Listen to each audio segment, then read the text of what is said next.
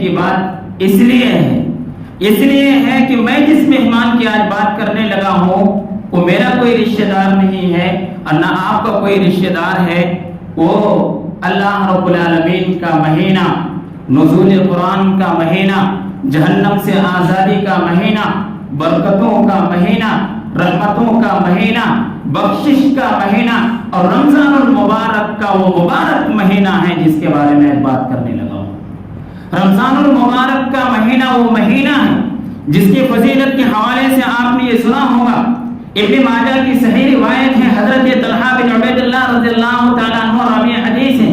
وہ فرماتے ہیں کہ اللہ کے رسول صلی اللہ علیہ وسلم کے زمانے کی بات ہے کہ اللہ کے رسول صلی اللہ علیہ وسلم کے زمانے میں اللہ کے رسول کے 2 صحابہ آتے ہیں اور اللہ کے رسول صلی اللہ علیہ وسلم کی خدمت میں حاضر ہوتے ہیں. اور یہ وہ 2 صحابہ ہیں جو مدینہ کے قرب و جمار کے نہیں تھے، دور کے تھے. وہاں سے آنے کے بعد اللہ کے رسول صلی اللہ علیہ وسلم کی خدمت میں حاضر ہوتے ہیں اور کہتے ہیں اللہ کے رسول صلی اللہ علیہ وسلم میں اسلام قبول کرنا چاہتا ہوں. وہ دونوں اسلام ساتھ میں قبول کرتے ہیں، ساتھ میں دونوں اسلام قبول کرتے ہیں. لیکن آپ کو بتاؤں ان دونوں میں سے ایک آدمی ایسا تھا، ایک صحابی رسول ایسے تھے جو دینی رغبت بہت زیادہ رکھتے تھے، بہت زیادہ دینی رغبت رکھتے تھے، اور دوسرے صحابی رسول پہلے کے مقابلے میں دینی رغبت تھوڑی کم رکھتے تھے. جو زیادہ رغبت رکھتے تھے کچھ دنوں کے بعد ان کو شہادت نصیب ہوتی ہے، وہ شہید ہو جاتے ہیں. اور جو کم رغبت رکھنے والے تھے وہ شہادت کے 1 سال بعد، پہلے صحابی جو شہید ہوتے ہیں اس کے شہید ہونے کے 1 سال بعد طبعی موت، فطری موت مرتے ہیں. اب حضرت طلحہ بن عبید اللہ رضی اللہ تعالیٰ عنہ جو اس حدیث کے راوی ہیں وہ کہتے ہیں کہ میں نے خواب میں دیکھا کہ وہ صحابی رسول صلی اللہ علیہ وسلم جن کو شہادت نصیب ہوئی تھی وہ جنت میں بعد میں داخل ہو رہے ہیں، اور وہ صحابی رسول جو فطری موت مرے تھے، جن کو طبعی موت لاحق ہوئی تھی، وہ جنت میں پہلے داخل ہو رہے ہیں. یہ منظر دیکھنا تھا کہ مجھے حیرت ہوئی، بہت زیادہ حیرت ہوئی. اور جب صبح ہوئی تو ایسی صورت میں میں نے اپنے خواب کا تذکرہ صحابہ کرام کے سامنے کیا کہ میں نے آج رات اس طرح کا خواب دیکھا ہے. اس خواب کا بہت زیادہ چرچا ہوا اور اتنا چرچا ہوا کہ یہ بات اللہ کے رسول صلی اللہ علیہ وسلم تک پہنچ گئی. اللہ کے رسول صلی اللہ علیہ وسلم نے جب یہ خواب سنا، یہ بات سنی، تو ایسی صورت میں صحابہ کرام سے مخاطب ہو کر فرمایا کہ تم لوگوں کو حیرت کس بات کی ہے؟ حیرت کس بات کی ہے؟ تمہیں اس بات کی حیرت ہے کہ وہ بعد میں مرنے والا آدمی پہلے جنت میں داخل ہو رہا. کیا میں تم سے ایک سوال کرتا ہوں، سنو. الیس قد مکث ھذا بعدہ سنۃ، کیا وہ بعد میں مرنے والا آدمی کیا اس کے شہید ہونے کے 1 سال بعد تک زندہ نہیں رہا؟ یعنی پہلے صحابی جو شہید ہوا تھا اس کے شہید ہونے کے 1 سال بعد تک یہ دوسرے صحابی زندہ نہیں رہا؟ صحابہ کرام نے کہا یقیناً زندہ. اللہ کے رسول صلی اللہ علیہ وسلم فأدرك رمضان، اس نے رمضان کو پایا تھا. فصامه، اس نے روزے رکھا تھا رمضان کے، روزے بھی رکھا تھا. وصلى كذا وكذا سجدة، اور اس نے ایسے نمازیں پڑھی تھی. اللہ کے رسول صلی اللہ علیہ وسلم نمازی بھی تھے، نماز بہت پڑھتے تھے. تو اللہ کے رسول صلی اللہ علیہ وسلم نے فرمایا فلما بینہما ابعد مما بین السماء والارض، اب حال یہ ہے کہ ان دونوں کے درمیان، ان دونوں کے درجوں میں اتنا فاصلہ ہے جتنا آسمان اور زمین کے درمیان فاصلہ، جتنا آسمان اور زمین کے درمیان فاصلہ ہے اتنا فاصلہ ان دونوں کے درمیان ہے. یعنی ان کا درجہ جو بعد میں طبعی موت مرا تھا، فطری موت مرا تھا، جن کو رمضان نصیب ہوا تھا، ان کا درجہ اتنا اونچا ہے جتنا کہ زمین سے لے کر آسمان تک کا یہ دونوں فاصلہ ہے، اتنا درجہ اونچا ہے. میرے بھائیو، وہ صحابی رسول شہادت نصیب ہوئی تھی. شہید کے بارے میں آپ نے سنا ہوگا کہ شہید کا مقام بہت زیادہ ہوتا ہے. اللہ رب العالمین ان کی ہر خواہش کو پوری کرتے ہیں. یہاں تک کہ اللہ رب العالمین جب شہیدوں سے پوچھنے والے ہیں کہ کوئی اور تمہاری خواہش ہے تو بتاؤ، تو وہ شہید کہنے والے ہیں اللہ رب العالمین کوئی خواہش نہیں ہے، صرف یہ خواہش ہے کہ مجھے دوبارہ بھی دنیا میں بھیج دیا جائے، میں جاؤں اور پھر اپنی جانوں کی قربانی اور نذرانہ تیرے راہ میں پیش کر کے آؤں. یہ پیش اللہ رب العالمین الغرض کہنے کا مطلب یہ ہے کہ شہید کا مقام بہت زیادہ ہے، ان کی فضیلت بہت زیادہ ہے، لیکن یہ آدمی، یہ صحابی رسول جو فطری موت مرتے ہیں، طبعی موت مرتے ہیں، وہ ان کے درجوں سے آگے بڑھ جاتے ہیں کہ رمضان کی فضیلت کا نتیجہ ہے۔ دعا ہے رب العالمین ہم تمام لوگوں کو رمضان المبارک کا مہینہ نصیب فرمائیں، اور رمضان المبارک کے مہینوں کی فضیلتوں اور ان کی برکتوں اور ان کی رحمتوں کو اپنی دعوت میں سمیٹنے کی توفیق عطا فرمائیں، آمین۔ میرے بھائیوں، رمضان المبارک کا مہینہ ایک ایسا مہینہ ہے جس کا استقبال اللہ رب العالمین بھی کرتا ہے۔ اللہ رب العالمین کس طرح استقبال کرتا ہے وہ ہم سنتے ہیں۔ حضرت ابو ہریرہ رضی اللہ تعالیٰ عنہ راوی حدیث ہے، یہ ترمذی کی روایت ہے اور صحیح روایت ہے۔ نبی کریم صلی اللہ علیہ وسلم نے ارشاد فرمایا، اذا كان اول ليلة من شهر رمضان صفدت الشياطين ومردت الجن وغلقت الابواب النار فلم يفتح منها باب، کہ جب رمضان المبارک کا پہلا دن آتا ہے تو ایسی صورت میں کیا کر دیا جاتا ہے؟ شیطان کو جکڑ دیا جاتا ہے اور جنوں کو ان کو بھی قید کر دیا جاتا ہے، اور جہنم کے سارے دروازے بند کر دیے جاتے ہیں اور جنت کے سارے دروازے کھول دیے جاتے ہیں، اور اسی طرح ایک ندا لگانے والا، ایک آواز لگانے والا، ایک پکارنے والا پکارتا ہے، کیا کہتے ہیں؟ یا باغی الخیر، خیر کرنے والے، خیر کے کاموں میں بڑھ چڑھ کر حصہ لینے والے، اقبل، آؤ خیر کے کاموں میں بڑھ چڑھ کر حصہ لو، خیر کے کاموں کو بڑھ چڑھ کر اس کو انجام دو۔ یہ ندا لگاتا ہے، یہ پکارتا ہے، اور اسی طرح ایک اور ندا لگانے والا ندا لگاتا ہے اور کہتا ہے یا باغی الشر، یہ گناہ کے کام کو کرنے والے، اقصر، گناہ کے کاموں سے باز آ جا، گناہ کے کاموں سے باز آ جا، رک جا، یہ اس طرح ندا لگاتا ہے۔ اور دوسری روایت سے معلوم ہوتا ہے کہ اللہ رب العالمین رمضان المبارک کے مہینے میں ہر دن لوگوں کو، روزے داروں کو جہنم کی آگ سے آزاد کرتے ہیں۔ میرے بھائیو، معلوم یہ ہوا کہ اللہ رب العالمین اس مہینے کا استقبال کرتے ہیں۔ استقبال کرنے کا طریقہ یہ ہے، ہر سال اللہ رب العالمین یہ شیطان کو اور مردود جنوں کو کیا کر دیتے ہیں؟ جکڑ دیتے ہیں اور ان کو قید کر دیتے ہیں، اور اسی طرح جنت کے دروازے کھول دیتے ہیں اور جہنم کے دروازے بند کر دیتے ہیں، اور ایک ندا لگانے والوں کو بھیجتے ہیں، وہ ندا لگاتے ہیں، پکارتے، کہتے ہیں نیکی کرنے والے، خیر کے کاموں میں سبقت کرنے والے، بڑھ چڑھ کر حصہ لینے والے، آؤ خیر کے کاموں میں بڑھ چڑھ کر حصہ لو، اور برائی کرنے والے تم اپنی برائیوں سے کیا ہو جاؤ؟ رک جاؤ، باز آ جاؤ۔ اس طرح ندا لگاتے ہیں۔ میرے بھائیوں، رمضان المبارک کا مہینہ ایک ایسا مہینہ ہے جس کا استقبال نبی کریم صلی اللہ علیہ وسلم بھی کرتے تھے۔ نبی کریم صلی اللہ علیہ وسلم صحابہ کرام کو خوشخبری دیتے تھے۔ حضرت ابو ہریرہ رضی اللہ تعالیٰ عنہ راوی حدیث ہیں، وہ فرماتے ہیں کہ رسول اللہ صلی اللہ علیہ وسلم کو جب رمضان المبارک کا مہینہ نصیب ہونے والا ہوتا تھا، یعنی رمضان المبارک کا مہینہ قریب ہوتا تھا، تو ایسی صورت میں اللہ کے رسول صلی اللہ علیہ وسلم ارشاد فرماتے تھے، اتاکم رمضان شہر مبارک فرض اللہ عز وجل علیکم صیامہ، کہ اے میرے صحابہ، رمضان المبارک کا مہینہ آ چکا ہے، رمضان المبارک کا مہینہ آ چکا ہے، جو مبارک مہینہ ہے، اس میں اللہ رب العالمین نے تم پر روزوں کو فرض کیا ہے، تفتح فیہ ابواب الجنہ، اس میں جنت کے دروازوں کو کھول دیا جاتا ہے اور جہنم کے دروازوں کو بند کر دیا جاتا ہے، اور اس میں شیاطین کو جکڑ دیا جاتا ہے، اور اس مہینے کے اندر ایک ایسی رات ہے جس کی عبادت 1000 راتوں کی عبادت سے افضل ہے، جس رات کی عبادت 1000 راتوں کی عبادت سے افضل ہے۔ اور اس کے بعد پیارے نبی صلی اللہ علیہ وسلم فرماتے ہیں، من حرم خیرہا فقد حرم، کہ جو شخص اس رات کی فضیلت سے محروم ہو گیا، صحیح معنوں میں محروم وہی ہے، صحیح معنوں میں محروم وہی ہے۔ معلوم یہ ہوا کہ اللہ کے رسول صلی اللہ علیہ وسلم بھی اس مہینے کا استقبال کرتے تھے اور صحابہ کرام کو خوشخبری دیتے تھے۔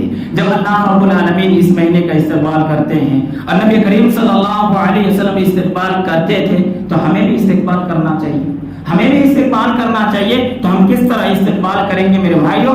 آج کے خطبے میں یہ جاننے کی کوشش کریں گے۔ پہلی چیز، استقبال کے حوالے سے ہمیں دعا کرنی چاہیے۔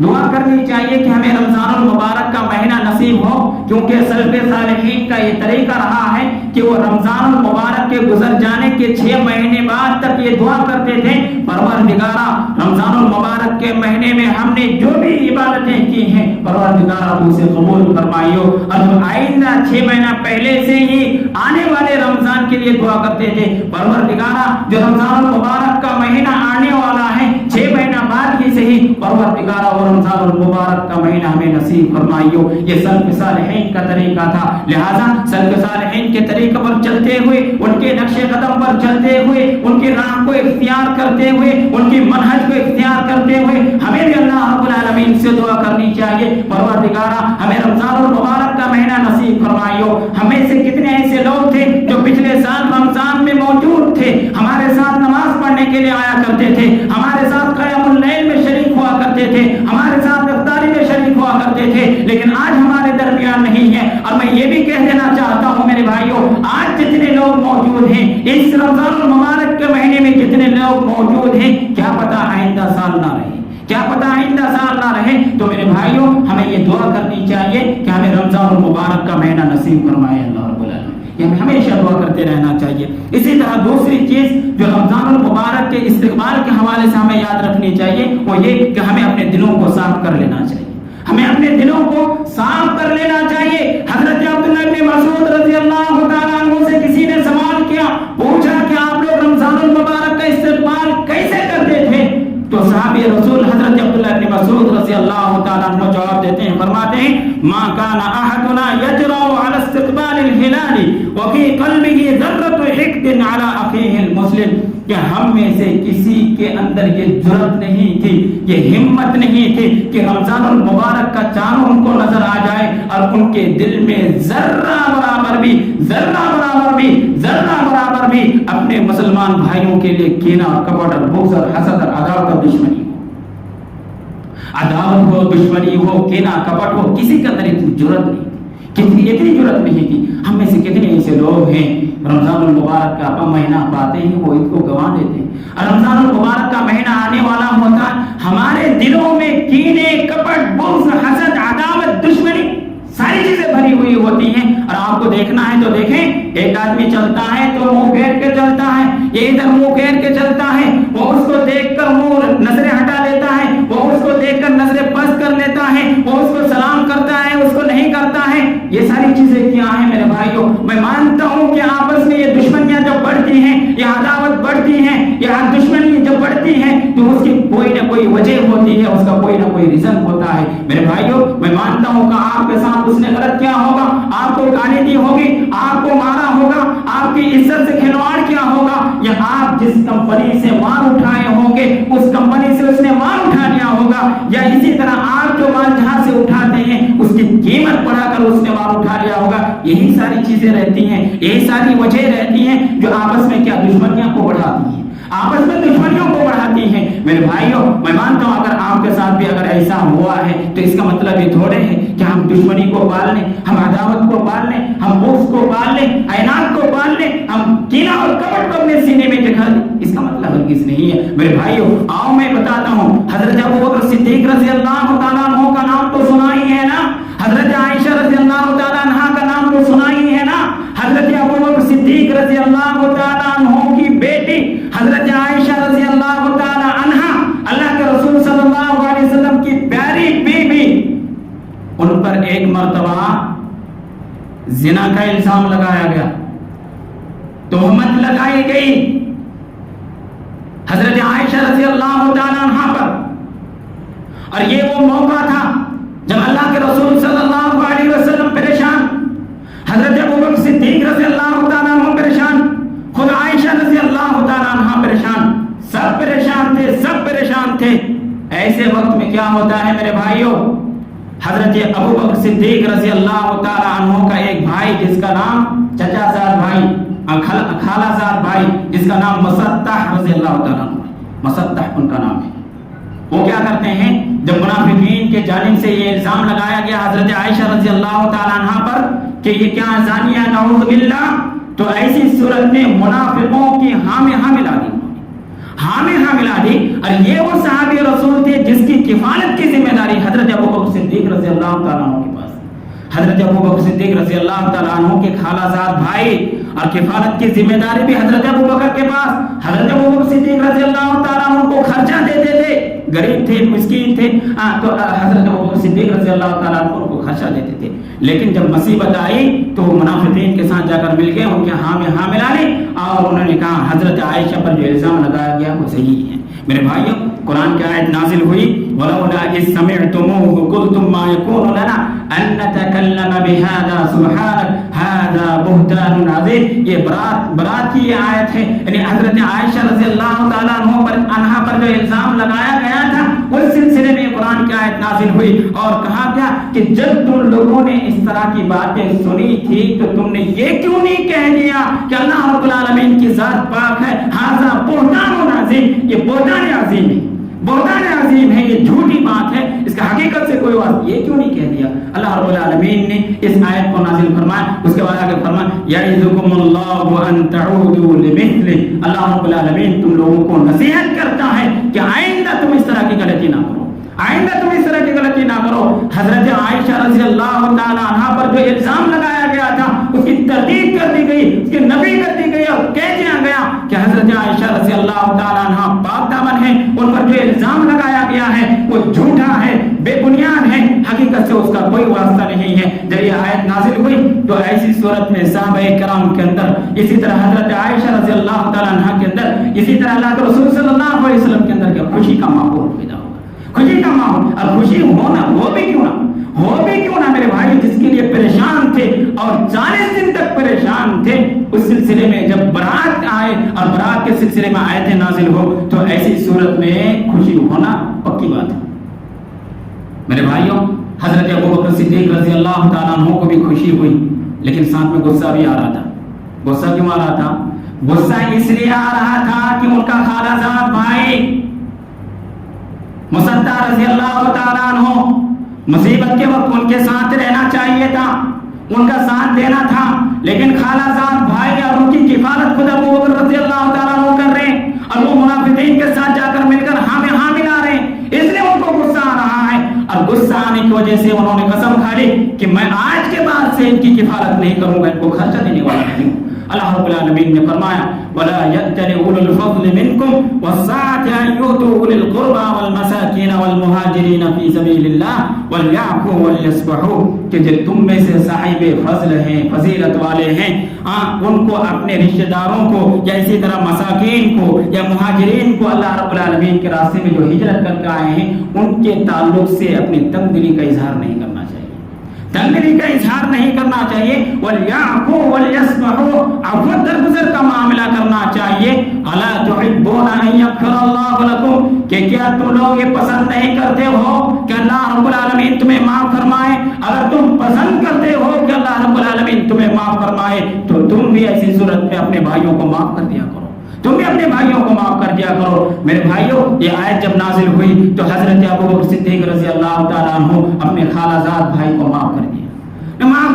میرے بھائی, میں آپ سے کہنا چاہتا ہوں آپ کے دل میں بھی کسی کو لے کر انتقام کا جذبہ پیدا ہوا ہوگا کہ تم نے مجھے 2 آدمیوں کے سامنے بے عزت کیا تھا, میں تمہیں 10 آدمیوں کے سامنے بے عزت کروں گا. تم نے میری کمپنی سے مال اٹھا لی تھی, میں بھی تمہاری کمپنی سے مال اٹھا لوں گا. اگر اس طرح کا انتقام کا جذبہ آپ کے دل میں پیدا ہوا ہے, ابھی بیٹھ کر یہ ان ساری چیزوں کو نکال باہر پھینکیے اور توبہ کیجیے, استغفار کیجیے, معافی مانگے اللہ رب العالمین سے, اور اس کے بعد یہ دعا کیجیے پروردگارا میں سب کو آج معاف کرتا ہوں, تیری ذات پاک ہے, تو بھی مجھے معاف فرما دے, تو بھی مجھے معاف فرما دے. میرے بھائیوں, اپنے بھائیوں کو معاف کرو اور چھوٹے ہو کہ بڑے, چھوٹے گناہ ہو کہ بڑے گناہ ہو, تمام گناہوں کو کیا کر دو, ان کی معاف کر دو. عفو درگزر سے کام لو اور اللہ رب العالمین سے امید کرو, اللہ رب العالمین کے سامنے رو گڑ گڑاؤ, اللہ رب العالمین سے معافی طلب کرو اور یہ دعا کرو پروردگار مجھے بھی معاف فرمائے, مجھے بھی معاف فرمائے. اور ایک بات یاد رکھو, جب تم اپنے بھائیوں کو معاف نہیں کرو گے اللہ رب العالمین تم کو معاف کرنے والا نہیں ہے. لہذا اگر تم چاہتے ہو کہ اللہ رب العالمین تم کو معاف کرے, تمہارے گناہوں کو بخش دے, تمہارے خطاؤں کو معاف کر کر دے تو ایسی صورت میں تم اپنے بھائیوں کو معاف کیا کرو۔ میرے بھائیوں اسی طرح تیسری چیز جو استقبال رمضان کے حوالے سے ہے وہ ہے توبہ کرنے کی ضرورت ہے، برے عادتوں سے باز رہنے کی ضرورت ہے، برے عادتوں سے احتراز کرنے کی ضرورت ہے، بچنے کی ضرورت ہے۔ کتنے ایسے بھائی ہیں جن کو نماز چھوڑنے کی بری عادت ہے، ان کو اس بری عادت سے توبہ کرنے کی ضرورت ہے۔ کتنے ایسے بھائی ہیں جن کو روزہ چھوڑنے کی عادت ہے، ان کو ان بری عادت سے توبہ کرنے کی ضرورت ہے۔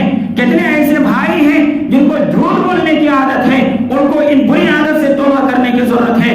کتنے ایسے بھائی ہیں جن کو گالی دینے کی بری عادت ہے، ان کو ان بری عادت سے توبہ کرنے کی ضرورت ہے۔ اور کتنے ایسے بھائی ہیں جن کو چوری کرنے یا اسی طرح ٹخنے کے نیچے کپڑے پہننے، داڑھی منڈوانے کٹوانے یا اسی طرح موبائل میں غلط چیزوں کو دیکھنے اور خامخواہ وقت بیکار کرنے کے لیے، وقت برباد کرنے کے لیے گیمز کھیلنے میں مصروف رہتے ہیں، بری عادت کے وہ شکار ہیں۔ ایسے لوگوں کو چاہیے کہ وہ اپنی بری عادتوں سے وہ اجتناب کریں، اپنے آپ کو بچائیں، توبہ استغفار کریں۔ اور کتنے ایسے لوگ ہیں جن کو رات میں جگنے اور دن میں سونے کی عادت ہے، بری عادت ہے، اسے اجتناب کرنے کی ضرورت ہے۔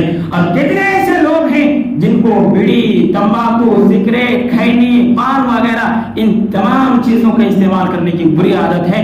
ان بری عادتوں سے توبہ کرنے کی ضرورت ہے۔ میرے بھائیوں سچی توبہ کرنے کی ضرورت ہے۔ اللہ رب العالمین تمہیں رمضان المبارک کا مبارک مہینہ نصیب فرمائے۔ کتنا سنہرا موقع ہے، دن بھر کھاتے پیتے نہیں ہو، دن بھر ان چیزوں سے باز رہتے ہو، اگر شام کے وقت اور رات کے وقت اس سے باز رہو گے کیا نقصان ہو جائے گا؟ کیا تم اتنے مجبور ہو گئے ہو، اتنا کمزور ہو گئے ہو کہ ان کے بنا تم نہیں رہ سکتے؟ نہیں میرے بھائیوں، تمہارے لیے ممکن ہے، تم اپنی ذہنیت جس طرح بناؤ گے اس طرح ذہنیت بنے گی۔ آج سے ہی یہ قسم کھاؤ اور آج سے ہی یہاں توبہ کرو کہ اللہ رب العالمین کے واسطے میں ان تمام چیزوں کو چھوڑتا ہوں، ان تمام چیزوں سے توبہ کرتا ہوں۔ میرے بھائیوں اسی طرح چوتھی چیز جو استقبال رمضان کے حوالے سے ہمیں یاد رکھنا چاہیے وہ ہے مسجد میں ٹھہرنے کی عادت۔ بھائی مسجد میں کہاں سے ٹھہریں گے؟ مسجد میں آئیں گے تب تو مسجد میں ٹھہریں گے، مسجد آتے ہی نہیں ہیں۔ کتنے ایسے لوگ ہیں ظہر میں آفسوں میں بیٹھے رہتے ہیں، گوداموں میں بیٹھے رہتے ہیں، اپنے کارخانوں میں بیٹھے رہتے ہیں اور عصر کے وقت کاموں میں مشغول ہو جاتے ہیں، مغرب کے وقت دوستوں کے ساتھ گھومنے چلے جاتے ہیں، عشاء کے وقت گھر چلے جاتے ہیں اور فجر میں سوئے رہتے ہیں۔ نہ ان کو نماز کی فکر ہے، نہ ان کو روزوں کی فکر ہے، نہ ان کو قیام اللیل کی فکر ہے، کسی چیز کو ان کو فکر نہیں۔ میرے بھائیو ذرا بتاؤ ایسے لوگوں کے پاس جو فرشتے متعین کیے گئے ہیں، جب وہ فرشتے صبح کے وقت اللہ رب العالمین کے دربار میں جاتے ہوں گے اور اللہ رب العالمین ان سے سوال کرتے ہوں گے، پوچھتے ہوں گے بتاؤ میرے فرشتوں میرے بندوں کا کیا حال ہے، تو فرشتے کیا جواب دیتے ہوں گے؟ میرے بھائیو تیرے بندے کو کسی چیز کی فکر نہیں، نہ نماز کی فکر ہے، نہ روزے کی فکر ہے، نہ قیام اللیل کی فکر ہے، نہ تلاوت قرآن کی فکر ہے، کسی چیز کی فکر نہیں، وہ تو سو رہا ہے۔ میرے بھائیوں اس کو ختم کرنے کی ضرورت ہے۔ اسی طرح کچھ لوگ اگر آتے بھی ہیں تو ایسی صورت میں جلدی بھاگنے کی کوشش کرتے ہیں، جلدی بھاگنا ہے، فجر میں آتے ہیں اس انتظار میں اب جماعت کھڑی ہونے والی ہے، اب جانا ہے، سحری کر لیے اب گھر میں بیٹھنے کا کیا مطلب؟ میرے بھائیوں سحری کر لیے اب گھر میں بیٹھنے کا کوئی مطلب نہیں، مسجد آؤ اور اس کے بعد اگر کوئی نماز پڑھتا ہے جماعت سے فجر کی تو نماز پڑھ کے فوراً اس لیے بھاگتا ہے کیونکہ ان کو سونا ہے، نیند پسند ہے۔ ان کو یہ پتہ نہیں ہے کہ فجر کے وقت کیا ہوتے ہیں، فرشتے چینج ہوتے ہیں، ان کی ڈیوٹی چینج ہوتی ہے، اور جب میں اس وقت اللہ رب العالمین کی بڑائی بیان کروں گا، اللہ رب العالمین کی تسبیح بیان کروں گا، تلاوت قرآن کروں گا، تو ایسی صورت میں وہ فرشتے جب اللہ رب العالمین کے دربار میں حاضر ہوں گے، اللہ رب العالمین جب ان سے پوچھیں گے بتاؤ میرے فرشتوں میرے بندوں کا کیا حال ہے، تو وہ فرشتے جواب دیں گے پروردگارا تیرا بندہ تیری بڑائی بیان کر رہا ہے، پروردگارا تیرا بندہ تیری تسبیح بیان کر رہا ہے، پروردگارا تیرا بندہ تیری کتاب کی تلاوت کر رہا ہے۔ تو ایسی صورت میں اللہ رب العالمین کو کتنی خوشی ہوتی ہوگی۔ میرے بھائیو اللہ رب العالمین خوش ہو کر کہتے ہوں گے کہ جاؤ میں میرے بندوں کو معاف کرتا ہوں، جاؤ میرے بندوں کو میں معاف کرتا ہوں۔ لہذا فجر کے وقت یہ بہت اہمیت والا وقت ہے، اس کی بڑی فضیلت آئی ہے۔ اس وقت ہمیں کیا کرنا چاہیے؟ تلاوت قرآن کا اہتمام کرنا چاہیے، اذکار کا اہتمام کرنا چاہیے، اور اسی طرح ذکر وغیرہ کا اہتمام کرنا چاہیے۔ میرے بھائیو بعد نماز مغرب कुछ लोग क्या करते हैं, नमाज पढ़ते हैं और फौरन निकलते हैं, फौरन निकलते हैं, फौरन निकलते हैं। क्यों फौरन निकलते हैं भाई? सुन्नत भी नहीं पढ़ते। क्यों नहीं पढ़ते? क्योंकि उनको खाने पीने की आदत है। वो लोग जाएं मस्जिद के दरवाजे से बाहर निकलते हैं, बस फाड़ो आप डालो मुंह में, फाड़ो आप मुंह में डालो। ये बुरी आदत है मेरे भाइयों। उनको सुन्नत पढ़ने की भी फिक्र नहीं है। हजरत उम्मे हबीबा रज़ी अल्लाह तआला अन्हा फरमाती हैं कि नबी करीम सल्लल्लाहु अलैहि वसल्लम ने इरशाद फरमाया, मन सल्ला 12 रकातन फी यौमिन व लैलतिन बुनिया लहू बैतुन फिल जन्नह। आपने ये हदीस सुनी होगी कि अगर कोई इंसान दुनिया में रहकर अल्लाह रब्बुल आलमीन की खातिर कोई मस्जिद की तामीर करता है तो ऐसी सूरत में जन्नत में उसके लिए घर तामीर की जाती है, घर की तामीर की जाती है। लेकिन मेरे भाइयों ये हदीस भी सुनो, उम्मे हबीबा रज़ी अल्लाह तआला अन्हा फरमाती है कि अगर कोई 12 रकात सुन्नतों का एहतमाम करता है, फजर से पहले 2 रकात, ज़ुहर से पहले 4 रकात, बाद में 2 रकात, मगरिब के बाद 2 रकात और इशा के बाद 2 रकात, इन 12 रकात सुन्नत का अगर कोई एहतमाम करता है तो ऐसी सूरत में नबी करीम सल्लल्लाहु अलैहि वसल्लम की जुबानी ऐलान किया गया है कि ऐसे शख्स के लिए जन्नत में घर तामीर किया जाता है, घर बनाया जाता है। और हजरत उम्मे सलमा उम्मे हबीबा रज़ियल्लाहु ताला अन्हा फरमाती हैं, मा तरक्तुहुन्ना मुन्ज़ु समिअतुहुन्ना मिन रसूलिल्लाहि सल्लल्लाहु अलैहि वसल्लम। इस हदीस को मैंने जब से रसूलुल्लाह सल्लल्लाहु अलैहि वसल्लम से सुना है, कभी मैंने एक रकात सुन्नत नहीं छोड़ी है, कभी एक रकात सुन्नत नहीं छोड़ी है। मेरे भाइयों आओ ये अहद करो कि हजरत उम्मे हबीबा रज़ियल्लाहु ताला अन्हा की सुन्नत को अपनाते हुए, उनके तरीकों को अपनाते हुए, उन्होंने जिस तरह इस हदीस को सुनने के बाद एक भी रकात सुन्नत नहीं छोड़ी है, उस तरह हम दिल में ये अहद करें कि वादा करें कि हमसे भी एक रकात सुन्नत बहुत नहीं हो पाएगी। हम फजर से पहले भी सुन्नत पढ़ेंगे, ज़ुहर से पहले भी सुन्नत पढ़ेंगे, बाद में भी सुन्नत पढ़ेंगे, मगरिब के बाद भी सुन्नत पढ़ेंगे और इशा के बाद भी सुन्नत पढ़ेंगे। मेरे भाइयों ये सुन्नतों के इत्माम करने की जरूरत है। इसी तरह पांचवी और आखिरी चीज क़यामुल लैल। क़यामुल लैल के हवाले से आपने वो हदीस सुनी होगी, नबी करीम सल्लल्लाहु अलैहि वसल्लम ने इरशाद फरमाया, मन क़ामा रमज़ान ईमानन व इहतिसाबन गुफ़िरा लहू मा तक़द्दम मिन ज़ंबि। कि जो शख्स क़यामुल लैल का एहतमाम करता है और अल्लाह रब्बुल आलमीन से सवाब की उम्मीद करते हुए, सवाब की उम्मीद करते हुए अगर कोई क़यामुल लैल का एहतमाम करता है तो उनकी सारी गलतियां, सारी खताएं, सारे गुनाह माफ कर दिए जाते हैं, माफ कर दिए जाते हैं। मेरे भाइयों ये हदीस आपने सुनी होगी। और क़यामुल लैल के हवाले से मैं आपको ये भी बता देना चाहता हूँ, क्योंकि हमारी जो ज़हनियत बनी हुई है ना, ये बनी हुई है कि इशा के फौरन बाद हमें नमाज पढ़ना है और जल्दी जल्दी पढ़ना है, खत्म करना, राइट हो जाना है, यहाँ से निकल जाना है, निकल जाना है, जल्दी जल्दी फारिग होना। भले हाफिज साहब यालमुन तालमुन करे, कुछ समझ में ना आए मंजूर है, बस जल्दी पढ़ना है, निकल जाना है। मेरे भाइयों आपको मालूम होना चाहिए कुरान करीम की वो आयत जिसमें अल्लाह रब्बुल आलमीन ने इरशाद फरमाया, या अय्युहल मुज़्ज़म्मिल कुमिल लैला इल्ला क़लीला। एक चादर ओढ़कर सोने वाले नबी करीम सल्लल्लाहु अलैहि वसल्लम को मुखातब करके कहा जा रहा है, चादर ओढ़कर सोने वाले कुमिल लैला इल्ला क़लीला, रात के मामूली हिस्से को छोड़कर पूरी रात क़यामुल लैल करो। क़यामुल लैल का एहतमाम को चंद हिस्सों को छोड़कर आगे वजाहत करते हैं, निस्फ़हु अव इनकुस मिन्हु क़लीला। आधी रात तक क़याम करो या आधी रात से थोड़ा कम क़याम करो, औ ज़िद अलैहि, या आधी रात से ज्यादा तक तुम क्या करो, क़याम करो। वरत्तिलिल कुरआन तरतीला, और याद रखो कि इसमें कुरान को तरतील से पढ़ा जाएगा, आराम से पढ़ा जाएगा, ठहर ठहर कर पढ़ा जाएगा, यालमुन तालमुन से सिर्फ काम नहीं लिया जाएगा। मेरे भाइयों हज़रत आयशा रज़ियल्लाहु ताला अन्हा फरमाती हैं कि अल्लाह के रसूल सल्लल्लाहु अलैहि वसल्लम जब रात में क़यामुल लैल का एहतमाम करते थे, इतनी लंबी लंबी लंबी नमाज़ें पढ़ते थे नबी करीम सल्लल्लाहु अलैहि वसल्लम कि आपके पैरों में वरम आ जाया करता था, आपके पैर खुल जाया करते थे, इतनी लंबी लंबी नमाज़ें पढ़ते थे। लेकिन हमारी ज़हनियत ये बनी हुई है कि कुरान खत्म करना कोई ज़रूरी तो नहीं है। मेरे भाइयों आपसे बताना चाहता हूँ, अल्लाह के रसूल सल्लल्लाहु अलैहि वसल्लम ने 3 दिन तक तरावी की नमाज पढ़ाई थी, नहीं पढ़ाई थी? 1/4 रात तक पहले दिन और आधी रात तक दूसरे दिन और 1/3 रात तक अल्लाह के रसूल सल्लल्लाहु अलैहि वसल्लम ने तरावी की नमाज पढ़ाई थी। मालूम ये होता है कि तरावी की नमाज की खूबसूरती ये है कि उनमें कुरान ठहर ठहर कर पढ़ा जाए और उसमें रकात लंबी हो, किरत लंबी हो और ठहर ठहर कर पढ़ा जाए। मेरे भाइयों इन्हीं चंद बातों के साथ मैं अपनी बातों को खत्म करता हूँ। दुआ रब्बुल आलमीन हम तमाम तमाम लोगों को किताब व सुन्नत की सही समझ अता फरमावे और उसके मुताबिक अमल की तौफीक इनायत फरमावे। अक़ूलु क़ौली हाज़ा अस्तग़फ़िरुल्लाह व लकुम व लिसाइरिल मुस्लिमीन फस्तग़फिरूहु इन्नहु हुवल गफ़ूरुर रहीम।